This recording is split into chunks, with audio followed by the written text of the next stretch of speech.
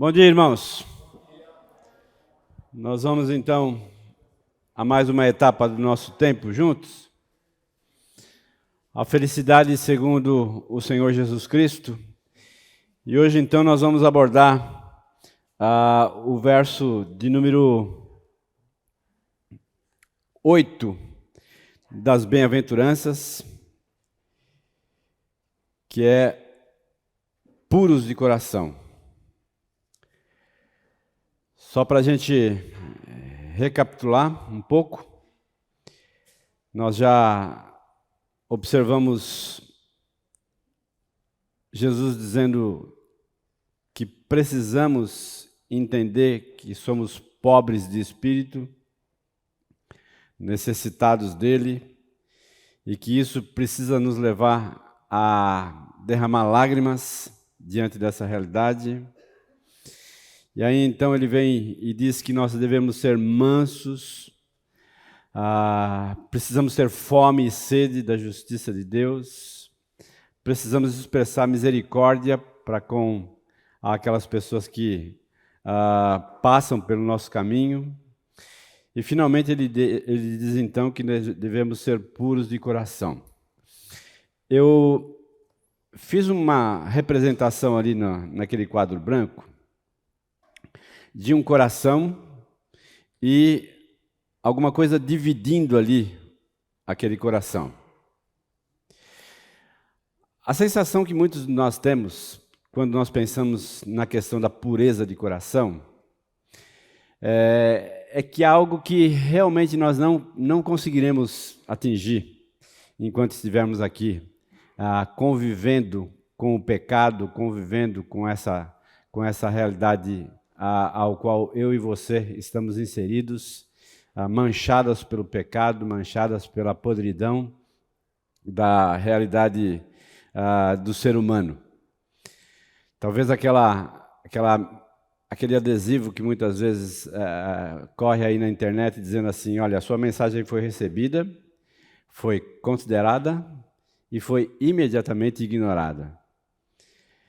Algumas vezes nós pensamos exatamente assim, né? Que nós buscamos a pureza de espírito, a pureza de coração, a limpeza do nosso coração, e parece que tudo ao nosso redor conspira contra. Tudo ao nosso redor faz uma pressão para que de fato isso não venha a acontecer nas nossas vidas. E não possamos então curtir essa bem-aventurança de termos efetivamente um coração puro diante do Senhor.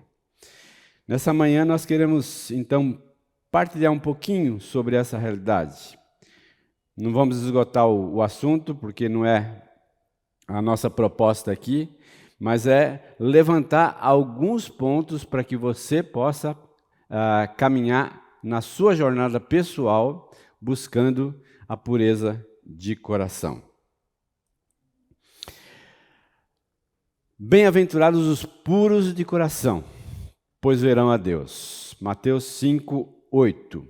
O Russell Shedd tem uma expressão que ele diz assim: a lista que Jesus fez dos súditos de Deus, realmente bem-aventurados, inclui todos os que têm o coração limpo. São os que foram lavados no detergente espiritual que flui das feridas do Filho do Homem. Flui das feridas do Filho do Homem. Aqui o seu chat está dizendo para nós que essa limpeza de coração, ela se estabelece a partir do momento em que eu reconheço o meu próprio pecado, reconheço quem pode solucionar esse problema, perdoando, lavando, purificando o meu coração e me conduzindo então a uma posição, a uma situação em que o meu coração então passa por esse processo de limpeza, de pureza, de estar mais afinado com aquilo que Deus efetivamente espera de mim e de você. Essa é a ideia básica em que nós vamos trafegar. Pureza de coração é o primeiro mandamento. Se você perceber claramente nesses textos, Deuteronômio 6:5, Mateus 22, Marcos 12, todos eles vão trazer para nós esse entendimento de que a pureza do coração é, de fato, a primeira expectativa de Deus para comigo. É aquilo que Deus espera de mim e de você. É aquilo que Deus aguarda que, de fato, aconteça comigo e com você. E que seja a minha resposta a Ele. Amarás, pois, o Senhor teu Deus de todo o teu coração, de toda a tua alma e de toda a tua força. Respondeu-lhe Jesus: amarás o Senhor teu Deus de todo o teu coração, de toda a tua alma, de todo o teu entendimento. Este é o grande e primeiro mandamento. Amarás, pois, o Senhor teu Deus de todo o teu coração, de toda a tua alma, de todo o teu entendimento e de toda a tua força.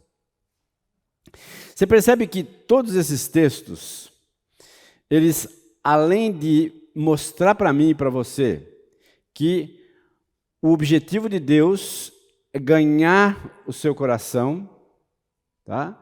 É fazer com que o seu coração se torne submisso a Ele, mas, ao mesmo tempo, as outras palavras, elas nos mostram que existe um caminho a ser trafegado, né?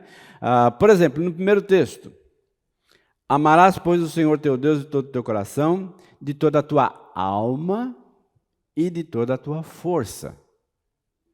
Então, ele usa a palavra alma e a palavra força como sendo cooperadores no sentido de levar você a efetivamente entregar totalmente o coração a Deus. No próximo texto, a mesma situação. Toda a tua alma, entendimento. Ou seja, há algo que você precisa fazer. Algo que está no seu domínio. Algo que você tem que depor diante do Senhor. É aquela ideia e aquela figura em que eu deponho as minhas armas, eu coloco-as na mesa e permito que efetivamente o Senhor as utilize para o seu propósito na minha vida. Então, a minha força, o meu entendimento, o meu raciocínio, tudo aquilo está envolvido nessa caminhada a fim de buscar um coração puro na presença do Senhor. Continuar um pouquinho mais. Palavra cardia, coração. No Antigo Testamento, o hebraico, a palavra coração é levav. Era usada no tocante ao órgão físico, porém frequentemente no sentido abstrato, para descrever a natureza interior, a mente, os pensamentos íntimos, os sentimentos ou emoções, os impulsos profundos e até mesmo a vontade. Já no Novo Testamento, então, a palavra cardia também significa o órgão físico, mas primariamente a vida interior, com suas emoções, pensamentos, vontade, bem como a habitação do Senhor e do Espírito do Senhor. Eu tentei fazer aqui uma arte aqui para ficar mais claro ainda para nós, tá? O coração bíblico é uma central de controle, de autoconsciência, que reage às questões fundamentais da vida. Então, o meu coração e o seu coração é uma espécie de central de controle, tá? Onde, nessa central de controle, todas as reações, elas estão contidas ali. Elas partem dali, para que então as coisas começam a acontecer efetivamente, fisicamente, na minha vida e na minha caminhada. Então o coração ele pensa, ele considera, ele avalia, ele resolve. O coração, ele planeja, ele se regozija, ele fica sobrecarregado com as pressões, com as tristezas, com as dificuldades. Dentro do seu coração e do meu coração, sentimentos, vontades, desejos, o eu central está contido ali. Então, é por isso que eu e você precisamos avaliar bastante seriamente a importância disso. Porque quem ganha o coração, ganha todas as outras etapas. Quem é o detentor do seu coração, é o detentor de todas as outras etapas da sua vida. É por isso a nossa insistência como igreja, a nossa insistência em focalizar todas as nossas ações em função do coração. Porque o próprio Jesus diz que se o coração está posto exatamente na posição que ele precisa estar, que é debaixo da soberania de Deus, do cuidado de Deus, da direção de Deus, as demais coisas elas começam a fluir naturalmente. Buscai, pois, em primeiro lugar o seu reino, a sua justiça, e todas as demais coisas serão acrescentadas. Se o meu coração está buscando isso, Deus compromete-se em permitir que as demais coisas que são fundamentais, necessárias para a minha vida, elas de fato se estabeleçam. Então, nós temos aqui uma briga, uma luta que envolve aqueles personagens mais icônicos que nós sabemos e a Bíblia descreve. Estão atrás do meu e do seu coração o meu próprio egoísmo, Satanás e esse mundão aí que quer abraçar você, que quer desviar você do caminho do Senhor. E essas três realidades, elas estão manchadas pelo pecado. E quando então nós falamos de pureza de coração, nós estamos exatamente num pé de guerra com relação à minha própria natureza pecaminosa, Satanás que está disposto a matar, roubar e destruir, e o mundo que está disposto a me arrastar para longe de Deus, para longe do Senhor. Então, hoje você está se colocando numa posição de estar consciente dessa realidade. E essa consciência precisa ajudar você a tomar posições extremamente radicais. Porque se elas não forem radicais o suficiente, elas não vão permitir que você, de fato, tenha um coração puro a apresentar perante o Senhor. E percebe o comprometimento disso? Aquele caminho da felicidade, ele fica comprometido.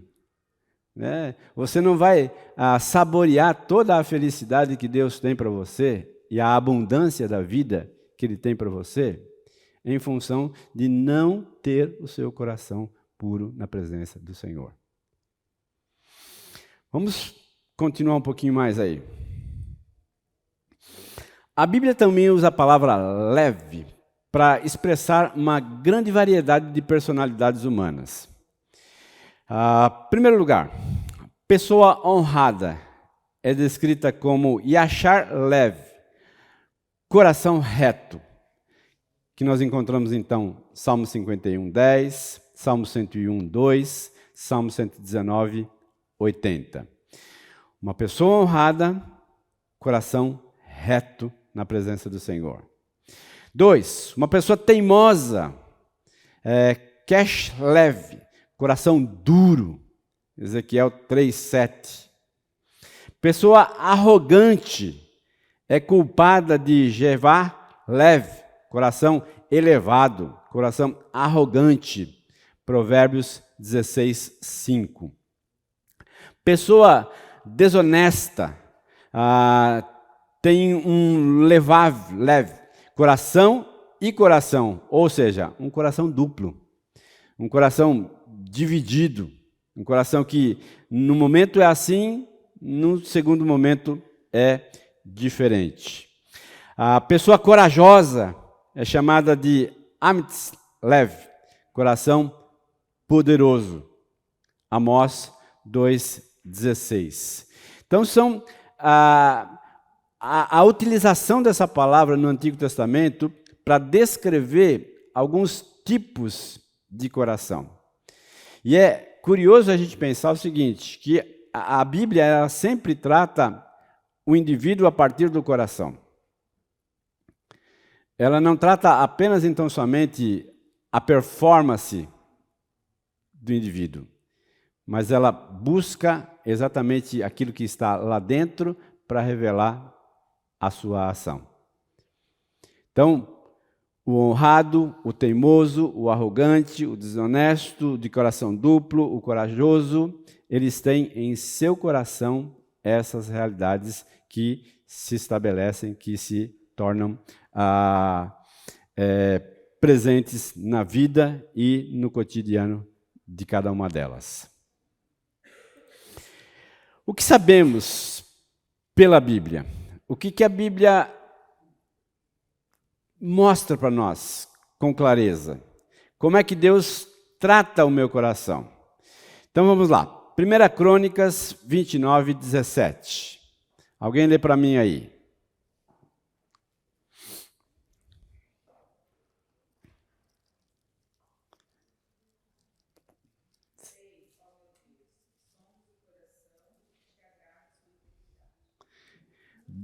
Deus, então, ele testa o meu coração, tá? Constantemente o meu coração está sendo testado. Constantemente o seu coração está sendo testado por Deus. Como? Através das circunstâncias da vida, através das minhas ações, das minhas decisões, das minhas palavras, do meu comportamento, do jeito que eu trato as pessoas, do jeito que eu trato os meus filhos, a minha esposa, do jeito que eu vou caminhando, Deus vai testando o meu coração.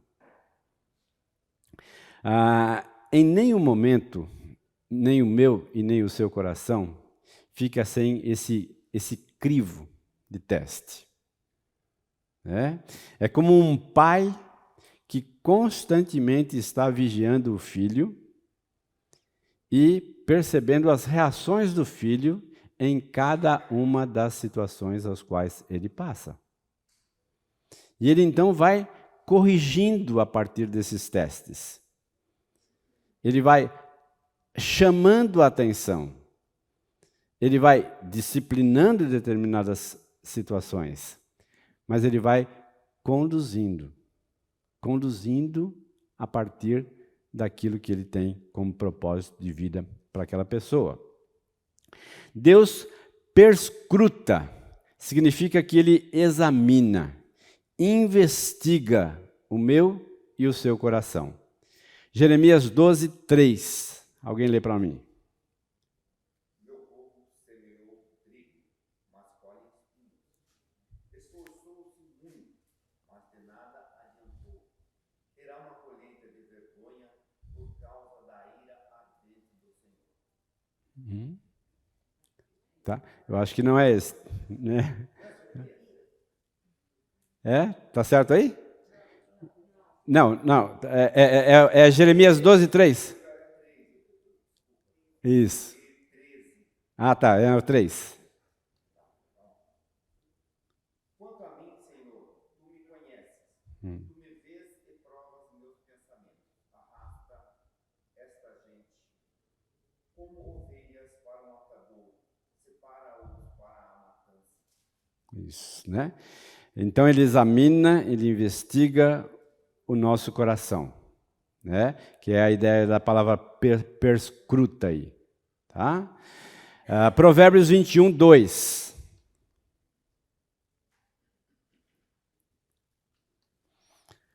Todos os caminhos do homem me parecem justos, mas o Senhor pesa o coração. A ideia de pesar o coração, de sondar o coração do homem. E essa sondagem é interessante, quando a gente pensa na palavra sondar, né? A ideia de Deus mergulhar, né, no mais profundo do meu coração e tirar dali exatamente o conteúdo, o cerne que está norteando a minha ação, as minhas palavras, o meu comportamento. Deus, então, levanta isso, né? Jeremias 17, 9 e 10. Deus revela o engano e a corrupção do meu coração.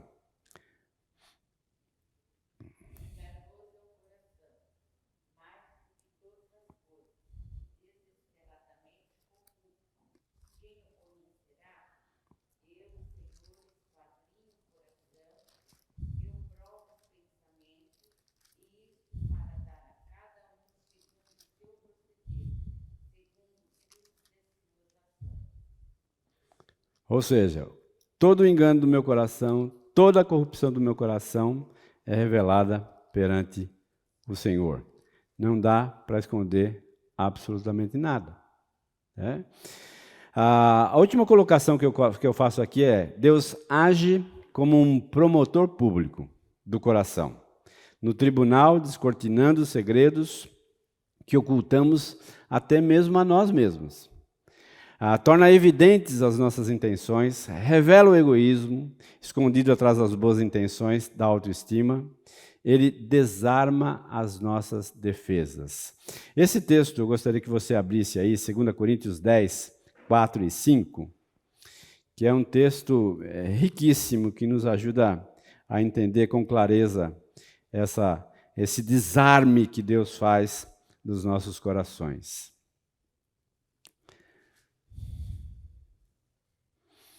Eu vou ler do verso número 1 até o verso 5. 2 Coríntios, capítulo 10, verso 1. Eu mesmo, Paulo, vos rogo pela mansidão e benignidade de Cristo, eu que, na verdade, quando presente entre vós, sou humilde, mas quando ausente e ousado para convosco.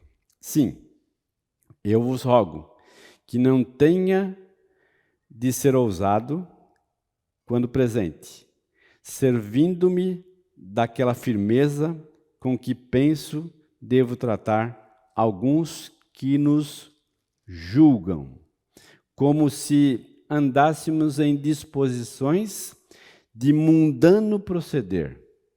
Porque, embora andando na carne, não militamos segundo a carne.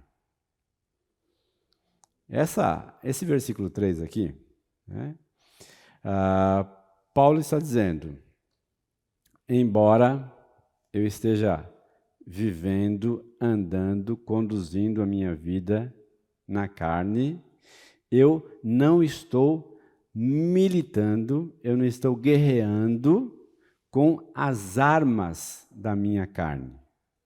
E aí o verso 4 diz assim: porque as armas da nossa milícia não são carnais, e sim poderosas em Deus, para destruir fortalezas, anulando sofismas.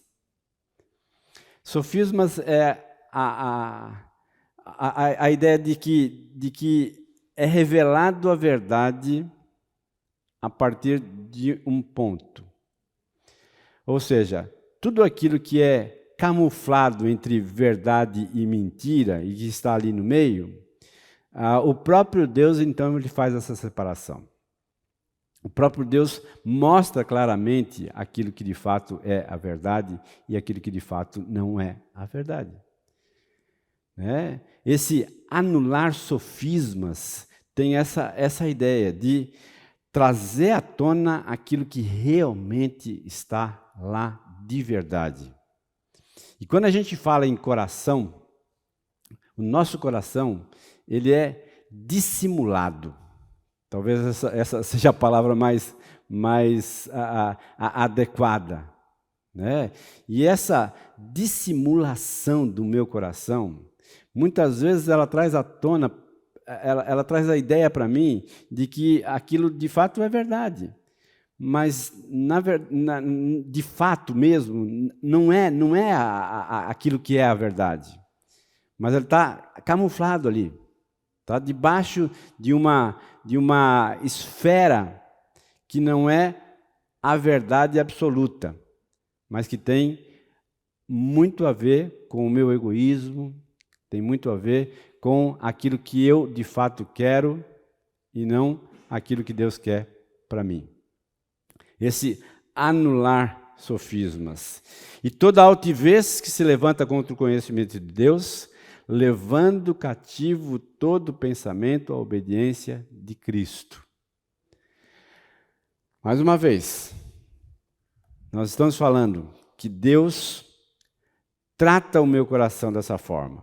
Que Deus testa, que Deus examina, que Deus sonda, que Deus revela.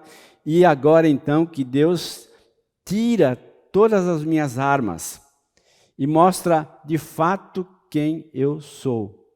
A ideia de que eu estou nu perante o Senhor. Sem máscaras, sem uma performance bonita, mas eu sou aquilo que eu sou.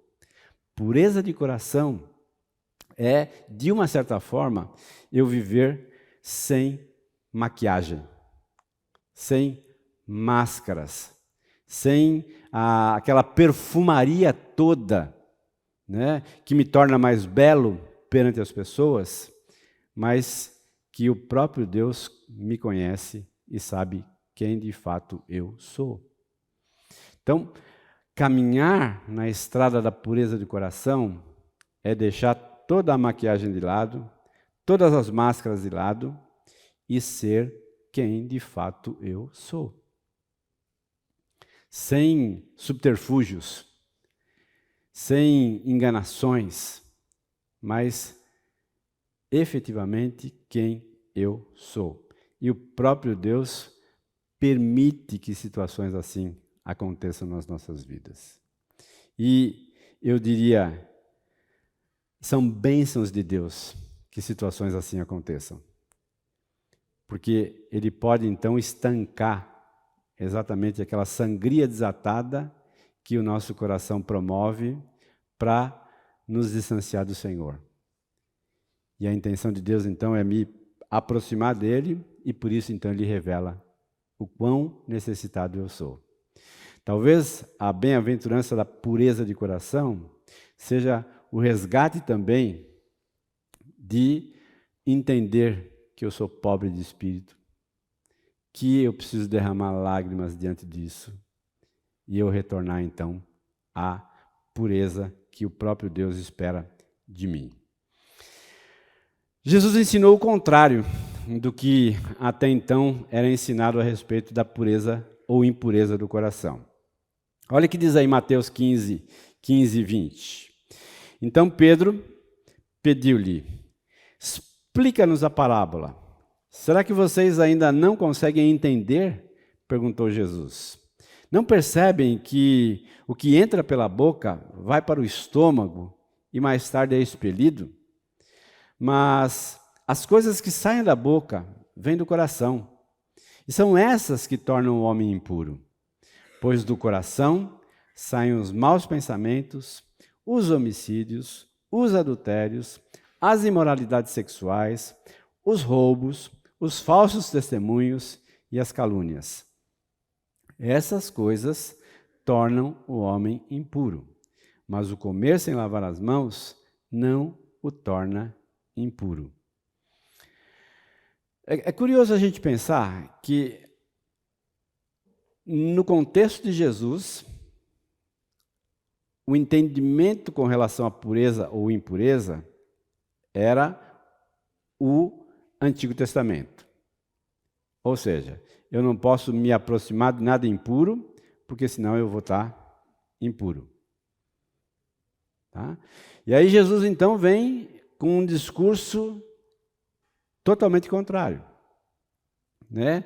Você não precisa tocar em nada, porque na verdade o que está dentro de você é o que já está contaminado com o pecado, e isso então é expressado. No nosso contexto, como a gente é, de uma certa forma, ingênuo em achar que o fato de eu estar convivendo num contexto evangélico, convivendo num contexto com pessoas que estão focadas na mesma direção, isso pode me tornar menos impuro do que eu já sou. Porque, na verdade, a impureza está lá no meu coração. E nós podemos ter uma comunidade de puros e impuros que convivem lado a lado. Agora, a questão é eu ter a consciência da minha impureza e não me acomodar nela. Percebe? Porque, assim como um pai cristão não é capaz de tornar o filho cristão, né? Filho de peixe, peixinho não é, né? Eu preciso entender essa realidade, né? Que essa performance é individual. Eu preciso correr atrás da pureza do meu coração. Eu não posso depender do fulano ou do ciclano, mas eu preciso entender que eu tenho uma realidade ao qual eu estou lutando constantemente. E essa é uma luta que eu não posso abrir mão. Eu não posso terceirizar. Você não pode tornar puro o meu coração. Né? A única pessoa que pode tornar puro o meu coração é Deus, e é a minha relação com Deus, a minha afinidade com Deus, a minha aproximação com a palavra, a minha aproximação com as virtudes espirituais aos quais eu estou sendo constantemente exposto. É essa caminhada que precisa levantar no meu coração uma disposição mental e uma disposição real de buscar a pureza de coração na minha vida. Caso contrário, a vida se torna uma grande hipocrisia. E é exatamente aquilo que Deus não espera e não quer e não deseja de nenhum de nós. Caminhos para a gente purificar o coração e experimentar a felicidade oferecida. Eu coloquei aqui uma imagem que é aí uma conexão, né, entre a minha mente e o meu coração e uma setinha aí na mesma direção. E o texto aí é Romanos 12, 2. E não vos conformeis com esse século, mas transformai-vos pela renovação da vossa mente, para que experimenteis qual seja a boa, agradável e perfeita vontade de Deus. O texto aí, ele tem o objetivo de mostrar para você que essa transformação é algo que é promovido por Deus. Não vos conformeis com esse século, é uma atitude pessoal minha e sua. A transformação e essa renovação da mente é uma ação do Espírito Santo na minha vida, de modo que eu possa experimentar essa boa, agradável e perfeita vontade de Deus. Mas tudo isso precisa me levar a olhar para uma mesma direção, a focalizar exatamente aonde Deus quer que os meus olhos estejam focalizados. Porque quando eu desenhei aquilo ali, aquele coração ali, a ideia básica ali também é que muitas vezes nós apresentamos um coração dividido perante o Senhor. Um coração que olha em duas direções. Um coração estrábico, né? Que não consegue focalizar exatamente numa mesma direção. Porque são tantos interesses que muitas vezes nós buscamos a felicidade onde ela não existe. E somos iludidos por esse mundo, iludidos por essa realidade presente ao qual nós estamos inseridos. Eu queria parar um pouquinho aqui e orar, pedindo que Deus nos dê graça para entender esses caminhos que são capazes de purificar o meu coração e o seu coração. Nós já estamos lá 10h07, nós vamos ter 2 minutinhos de oração, vamos parar, tomar café e depois voltamos então e continuamos, tá bom? Senhor, Tu conheces o coração de cada um que aqui está. Tu conheces o meu coração. Assim como conhece também, ó Deus, todas as intenções que estão por trás do nosso coração.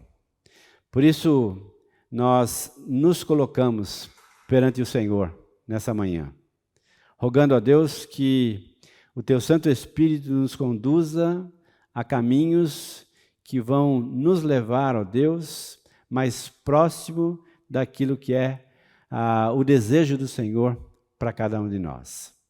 Tua palavra diz que o Senhor tem claramente objetivos e propósitos para as nossas vidas, propósitos esses, objetivos esses que glorificam o Teu nome, que exaltam a Tua pessoa, que engrandecem a Jesus Cristo em nossas vidas, mas ao mesmo tempo, ó Deus, precisamos nos curvar perante o Senhor, clamar pela ação do Senhor nas nossas vidas, nos dando coragem, nos dando capacidade, nos dando disposição mental para fazer aquilo que está ao nosso alcance em fazer. Põe a Tua mão, ó Deus, em cada coração aqui, põe a Tua mão na mente de cada um de nós, ó Deus, de modo que possamos ter o nosso coração e a nossa mente dirigidos, focados numa mesma direção, desejosos, ó Deus, de cumprir a Tua vontade em nossas vidas. E a Tua vontade, ó Deus, sabemos, segundo o texto bíblico, que é boa, perfeita, agradável a cada um de nós, ó Deus. Ajuda-nos, precisamos da Tua ajuda, precisamos da Tua graça e da Tua misericórdia e da renovação das Tuas misericórdias sobre as nossas vidas. Oramos assim, com gratidão, em nome de Jesus. Amém, Senhor. Então, pode tomar o seu cafezinho ali, daqui a pouco a gente volta. Muito bem, então, vamos pensar então sobre caminhos para a gente purificar o nosso coração e experimentar então essa felicidade que nos é oferecida pelo Senhor. Agora, no intervalo, a gente estava conversando aqui sobre o entendimento de que, num certo sentido, nós somos hábeis em apresentar vários tipos de coração diante das situações às quais nós enfrentamos. Então, eu tenho um coração para minha família, eu tenho um coração para o meu trabalho, eu tenho um coração para as minhas finanças, eu tenho um coração para as minhas emoções, e assim sucessivamente. Múltiplos corações. E o que a palavra de Deus está nos ajudando a entender, que eu preciso ter um único coração. E esse único coração, ele tem dono. E o dono desse coração é Deus. Por isso, então, uma mesma direção se faz necessário. Um mesmo foco, o mesmo alvo precisa estar diante dos meus olhos. Então vamos lá. Quais são os caminhos? Primeiro caminho, o caminho da obediência a Deus. Olha o que diz aí 1 Pedro 1:22. Tendo purificado a vossa alma pela vossa obediência à verdade, tendo em vista o amor fraternal não fingido, amai-vos de coração uns aos outros ardentemente. Essa primeira parte aí do texto, tendo purificado a vossa alma pela vossa obediência à verdade. Qual verdade Pedro está se referindo aí? A resposta mais adequada aqui é a verdade do Evangelho. Olha o que diz lá, João. Evangelho de João, capítulo 1, verso 12 e 13. João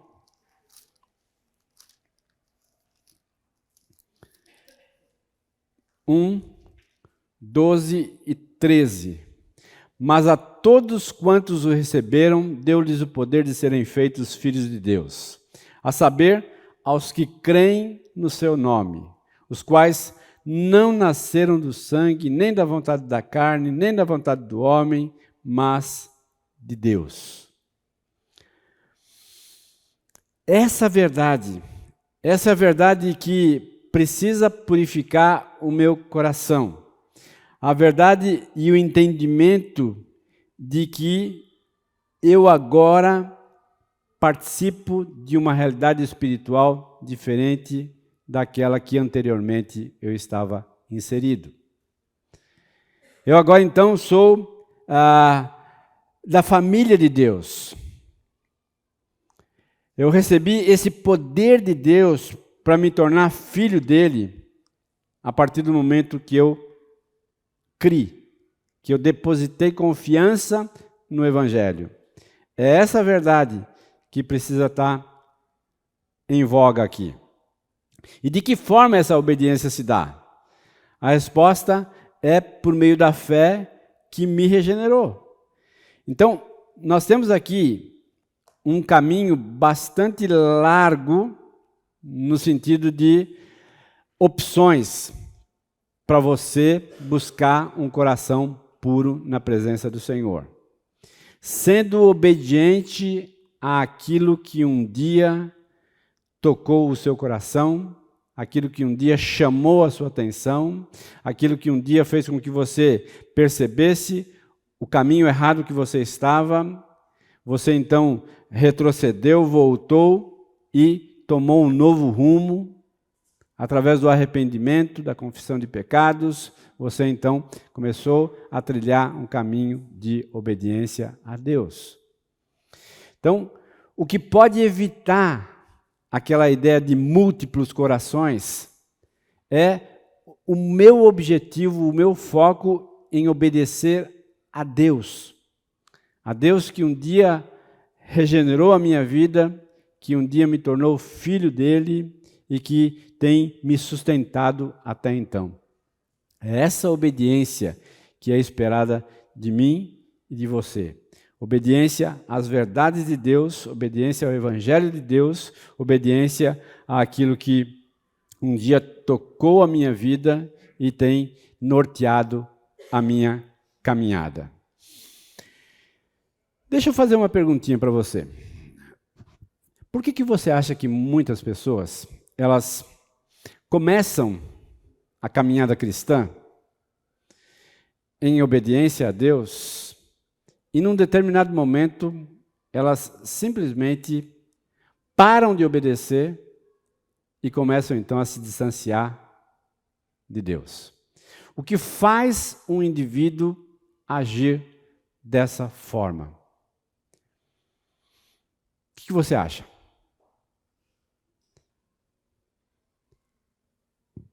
O que faz alguém agir assim?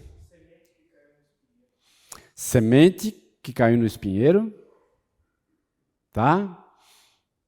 Uma argumentação bastante bíblica, real, né? Que está sendo sufocada pelos prazeres desse mundo, e aí então a pessoa simplesmente para de obedecer e começa a focalizar a vida numa outra direção. E na verdade ela não para de obedecer, né?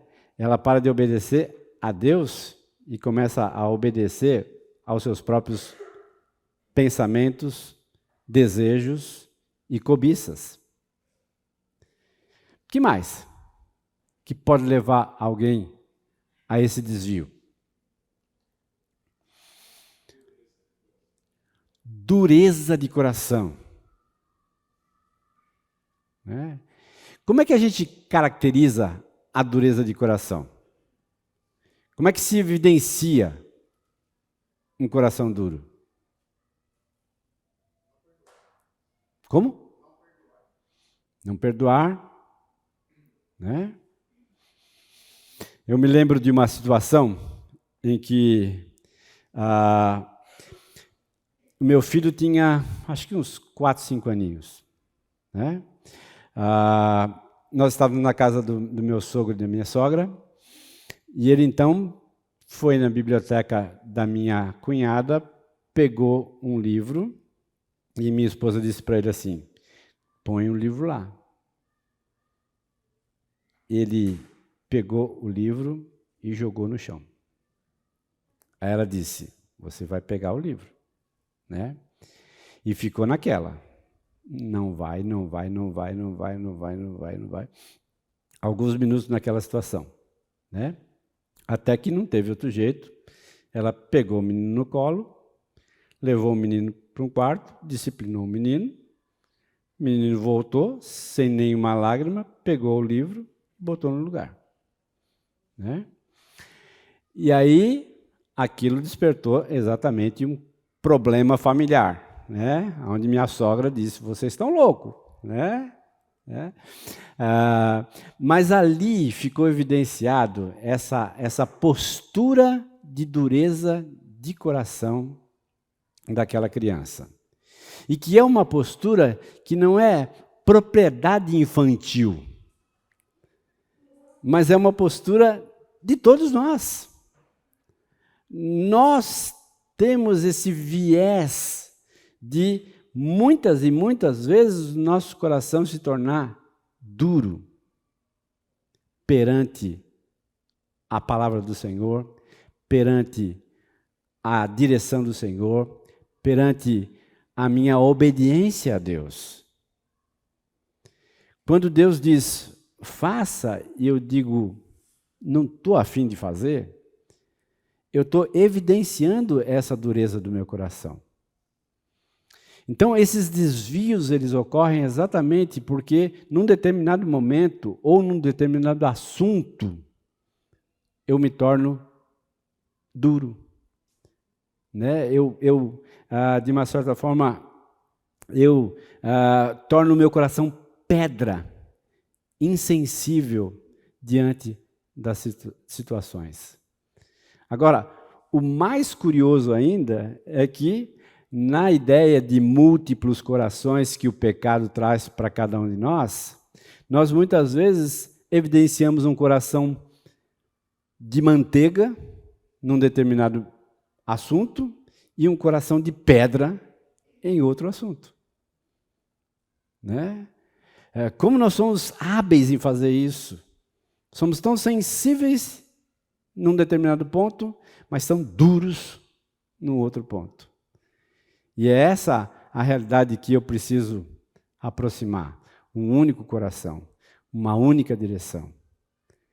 Não uma mente dividida, como o Tiago diz. Não um coração dividido, mas um único coração.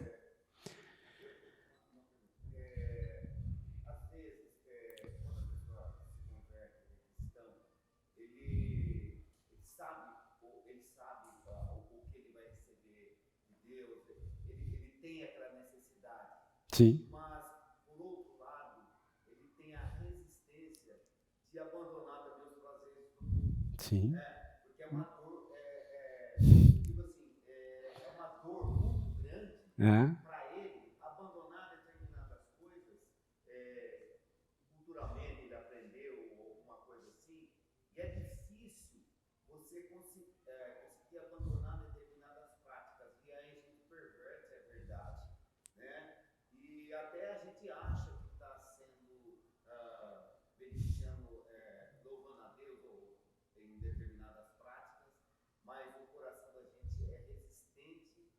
para abandonar essas práticas ruins.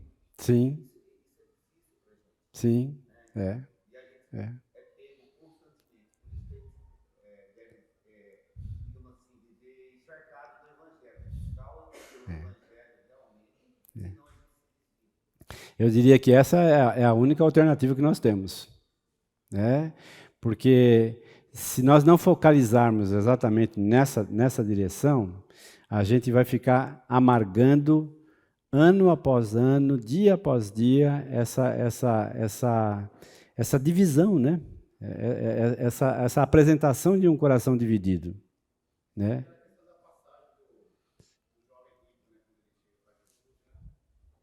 Sim. É. É. Sim, né? E todas essas passagens, elas, de uma certa forma, ilustram exatamente o coração, né? Um coração tendencioso para cá, tendencioso para lá, né? E não focalizado, né? Cada uma dessas parábolas, o Senhor Jesus Cristo está disposto a mostrar para nós que é um único caminho. Pois não?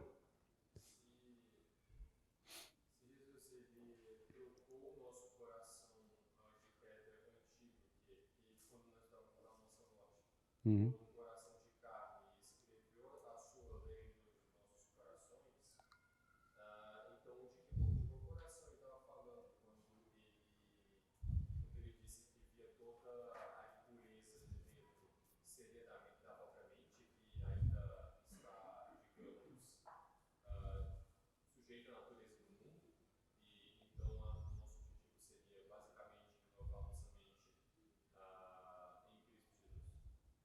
Também, também. Acho que as duas coisas elas fazem sentido, né? Porque quando a gente fala de coração, lembra a figura que eu mostrei lá? O coração ele tem esse viés de pensamento, de decisões, de avaliações, né? Então, de uma certa forma, o Evangelho ele busca trazer para nós uma novidade de vida tamanha ao ponto de eu questionar os valores aos quais eu estou pautando a minha vida, né? E é diante desses valores é que eu preciso focalizar a minha mente e o meu coração, sem dúvida alguma, né?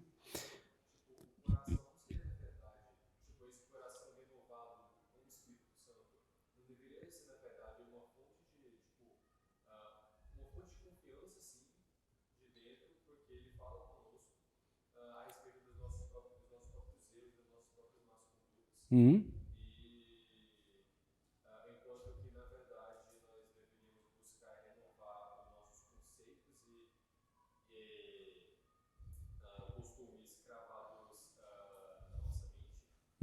Eu não entendi quando você diz fonte confiável. Nosso coração não é uma fonte confiável.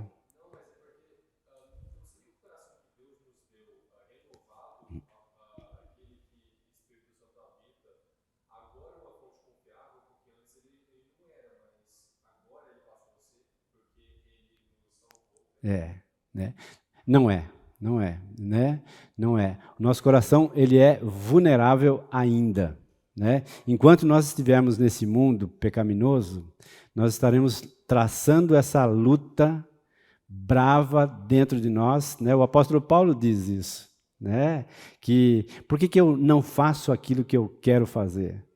Né? Por que a minha carne milita contra a minha própria vontade? Né? Essa é uma guerra constante, que eu e você constantemente travamos. Né? Horas a gente quer ir para uma direção, horas para outra, e essa é a realidade ao qual eu estou envolvido. Pois não, não. Hã?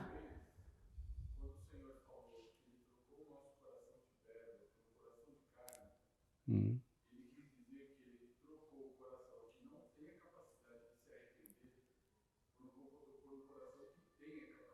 Hum. Sim, né? Né? Hum.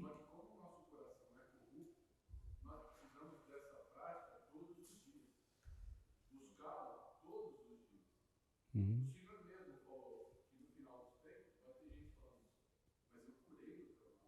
Uhum.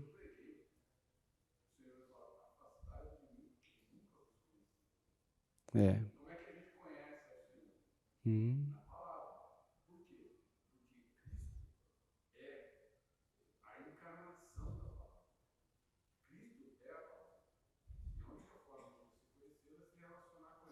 Uhum.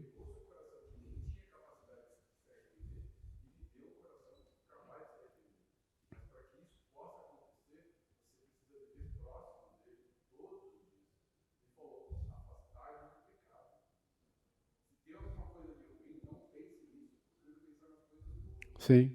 É. Né? Legal. Obrigado, viu, meu irmão? Uma segunda alternativa aqui é a questão do verdadeiro arrependimento, né? Atos 2,38, respondeu-lhe Pedro, arrependei-vos, e cada um de vós seja batizado em nome de Jesus Cristo para a remissão dos vossos pecados e recebereis o dom do Espírito Santo. O que significa então remissão aqui?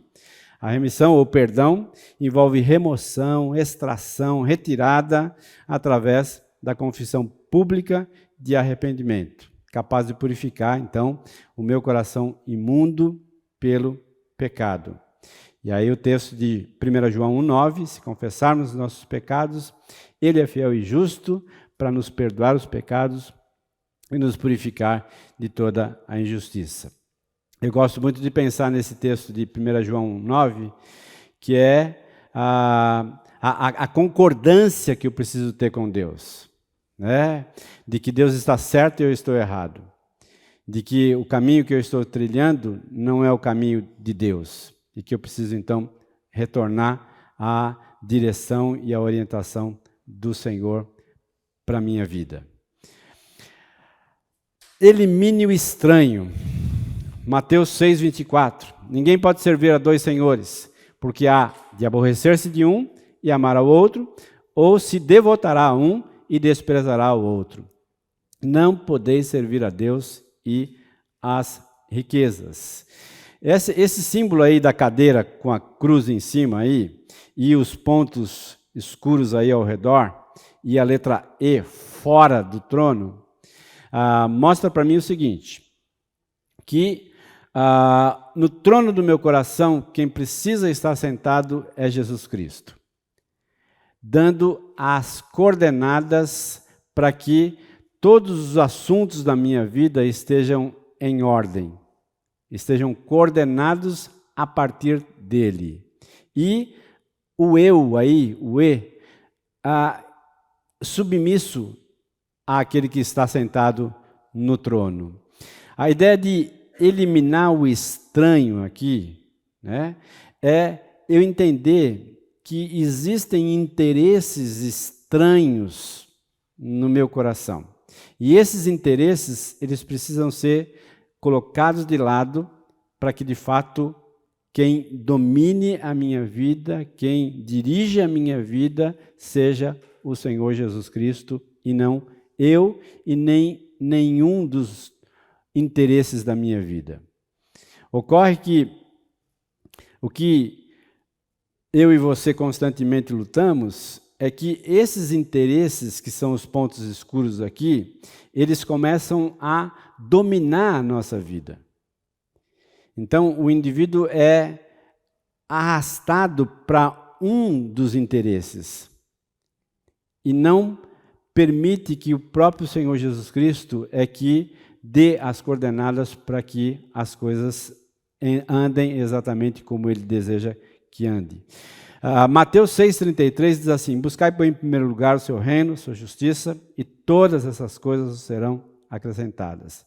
Um único foco, uma única direção, uma única busca para que as coisas se ajustem. Filipenses 3, 13 e 14, vamos ler esses dois textos aí. Filipenses 3, 13 e 14.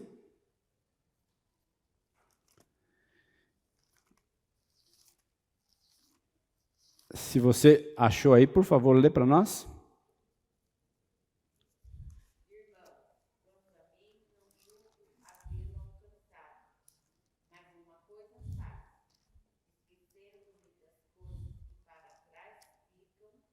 E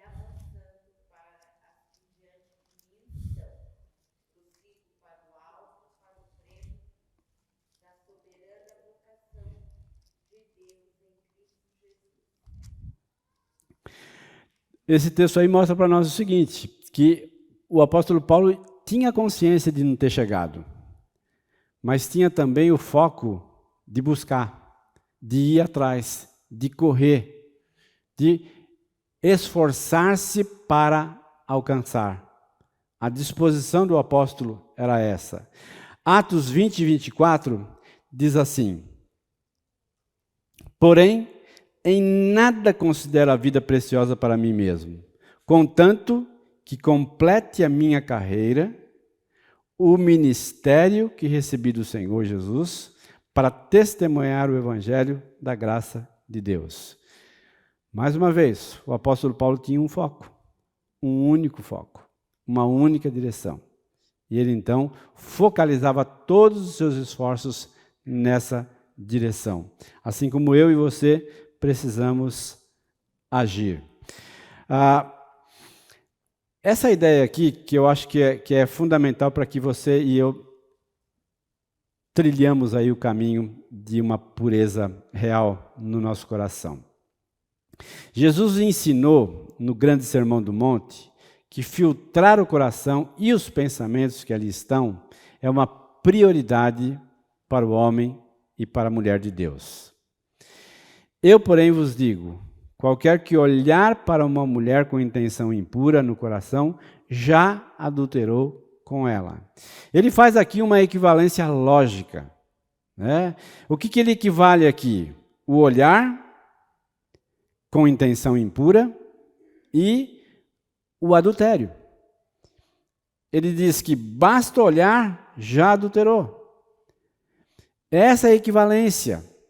E é uma equivalência muito mais profunda, muito maior do que qualquer outro tipo de equivalência até então estabelecida no Novo Testamento. O fato de você pensar com intenção impura já leva você a um distanciamento muito claro do Senhor e do propósito dele para a minha e para a sua vida. Diante disso, então, só existe uma recomendação bíblica. Qual é? Fazei, pois, morrer a vossa natureza terrena. Colossenses 3:5. Prostituição, ou seja, gratificação sexual por meio de mulher que não seja esposa. Impureza, pensamentos sexuais condenados pela palavra de Deus. Paixão lasciva, estímulo sexual voltado para alguém que não é a legítima esposa ou esposo. Desejo maligno, atração descontrolada por algo ou alguém inapropriado. E a avareza, que é a idolatria. E aí eu coloquei uma frase aí: sufocar ou filtrar todo e qualquer meio e fonte de estímulo sexual ilícito é obrigatório para conseguir um coração puro. Agora, por que eu estou focalizando aqui na questão sexual? Porque possivelmente essa seja a maior luta que o homem e a mulher hoje estão envolvidos. Eu não diria a única luta, mas uma das grandes lutas. Das grandes lutas que estão arrastando. Essa semana eu estava discutindo com a minha esposa, dizendo assim, a gente estava assistindo lá uma série da Netflix, e eu não sei se você já percebeu, mas todas as séries da Netflix, a grande maioria, né, elas têm um personagem transgênero. Parece que é um pedágio que a Netflix paga, né, para divulgar isso. Né? E tanto masculino quanto feminino, né, estão lá envolvidos, inseridos. Né? E à medida que você vai assistindo, você vai percebendo aonde os caras querem chegar. Né? Ou seja, de tanto bater na mesma tecla, eles querem que você e eu percebamos, entendamos que aquilo é natural do ser humano. É assim. A vida é assim. Né? Os comportamentos, eles são assim, eles são normais assim. E vocês precisam aceitar isso. Né? De uma certa forma, é isso que eles querem dizer para a gente. Né? Agora, espera lá. Né? Quando a palavra de Deus me diz que isso é um problema, e ela me dá argumentos claros aos quais eu preciso trabalhar na minha vida para atingir a pureza de coração que Deus deseja para mim, e me dá ferramentas para isso, ela está mostrando com clareza para mim que eu preciso ficar esperto em relação a isso. Né? Porque isso é uma armadilha que pode me levar exatamente ao distanciamento daquilo que é o ideal de Deus para a minha vida. Pode falar.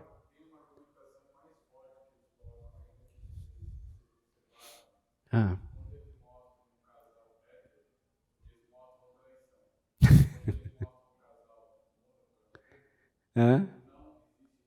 Fidelidade, né?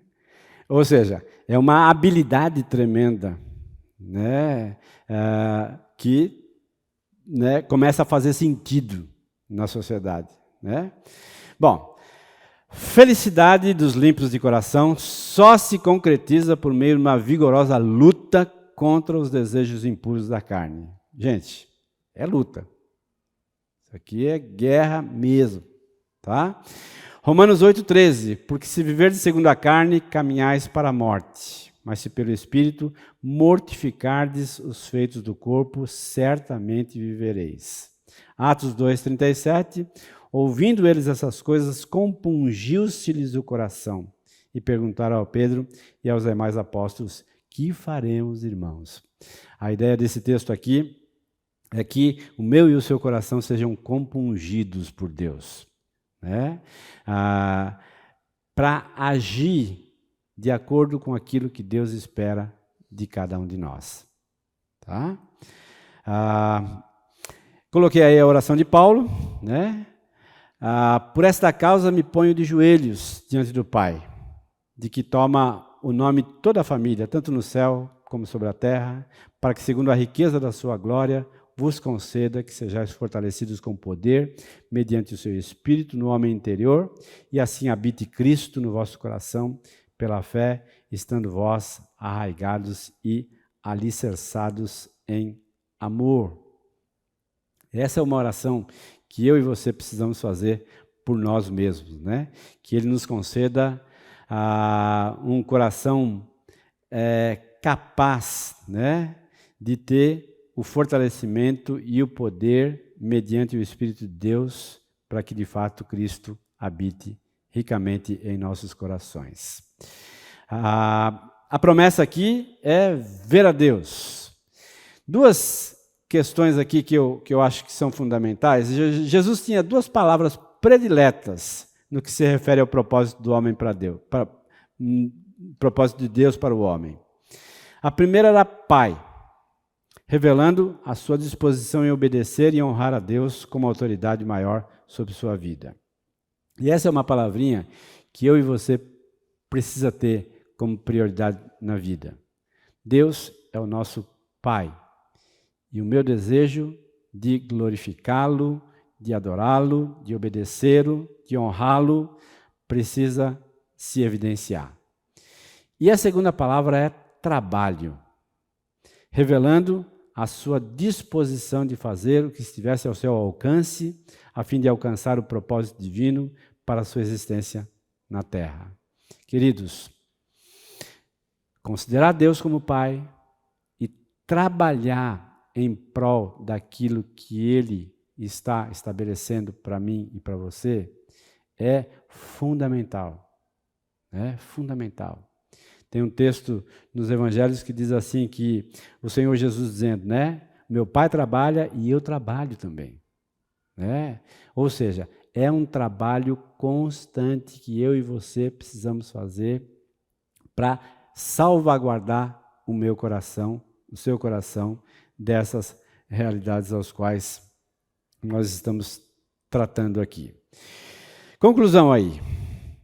John Stott diz assim: algumas pessoas tecem ao redor de si mesmo tamanha rede de mentiras que já não podem mais dizer qual parte é real e qual é apenas um faz de conta.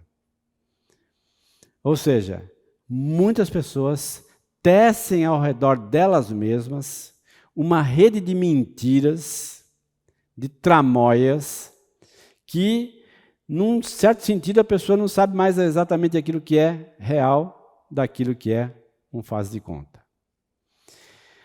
A bem-aventurança de ter um coração puro indica que a vida pode ser vivida sem máscaras. Ser puro de coração, então, envolve simplicidade, pureza, sinceridade, transparência, sem malícia, sem motivos ocultos. Essa é a compreensão dessa bem-aventurança de ser limpo de coração. Desafio aí para a semana. Como é que você avaliaria a pureza do seu coração em uma escala de 1 a 10, à luz daquilo que você ouviu aqui? Uma autoavaliação sua, pessoal, ninguém precisa saber, tá? Uma segunda colocação aí: procure meios de expressar a sua obediência a Deus diante dos desafios e tentações. Procure meios de obedecer a Deus diante das suas demandas, diante dos seus desafios. Tenha uma postura de arrependimento, sempre que entender que a impureza tomou conta do seu coração. Percebeu? Concorde com Deus que aquilo está errado e se arrependa e volte. Reconheça o papel fundamental do Espírito Santo, das Escrituras, para a pureza do seu coração. O Espírito de Deus e a Palavra de Deus, elas juntos podem nos levar a essa caminhada, ou esse retorno a um coração puro diante do Senhor. Lute com todas as suas forças para ser puro de coração. Não abra mão disso. Lute com todas as suas forças. Vamos orar? Deus, nós nos apresentamos diante do Senhor nessa manhã como necessitados da graça, da misericórdia, da capacitação do Teu Espírito, para podermos, ó Deus, efetivamente ganharmos essa luta. Essa luta que é contra nós mesmos, contra a nossa própria impureza, contra a tendência pecaminosa do nosso próprio coração.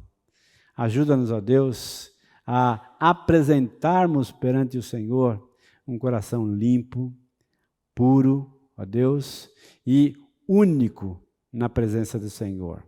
Não dividido, não fracionado, mas único na presença do Senhor. Um coração desejoso de cumprir e de fazer a Tua vontade em nossas vidas. Leva-nos agora, Deus, para os nossos lares. Possamos ter um domingo na presença, na companhia dos nossos familiares e, ao mesmo tempo, na companhia do Senhor, ó Deus. E traga-nos de volta, logo mais, para o tempo devocional de culto e adoração junto com os nossos irmãos. Louvado seja o Teu nome. Oramos assim com gratidão em nome de Jesus. Amém. Obrigado pela sua presença, que Deus o abençoe. Você tenha um bom dia.